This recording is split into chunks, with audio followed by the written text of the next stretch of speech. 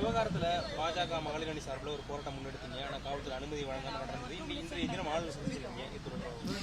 ஆளுநர் கிட்ட நம்மளுடைய கோரிக்கைகள் என்னன்னா அது எல்லாமே எடுத்து கொடுத்தோம். அவர் நிதானமா கேட்டுட்டு இந்த விவகாரத்துல அவரால் என்னென்ன பண்ண முடியும், இல்ல என்னென்ன கேசஸ் அவருக்குள்ள ஸ்டடி பண்ணிட்டு அவர் என்ன மைண்ட்ல வச்சிருக்காரு அதுவும் எங்ககிட்ட ஷேர் பண்ணாரு.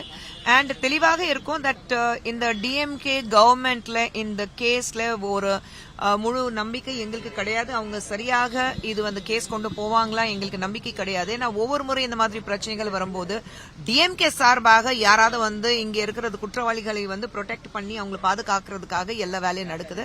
இது பலமுறை நம்ம பார்த்திருக்கோம். இப்போ அந்த குழந்தைக்கு தீர்வு கிடைக்குமா எங்களுக்கு சந்தேகமா இருக்கு. அதனாலதான் ரொம்ப ஓப்பனா எங்களுக்கு சிபிஐ இன்கொயரி நிச்சயமாக வேணும் நாங்க சொல்றோம்.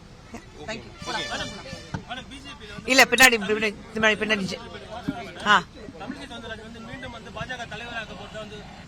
இல்லைங்க அதெல்லாம் அது ஒண்ணும் இல்ல, அதுல ஒண்ணுமே இல்லைங்க. இல்லைங்க இல்ல அதெல்லாம் ஒண்ணும் கிடையாது. தேங்க்யூ.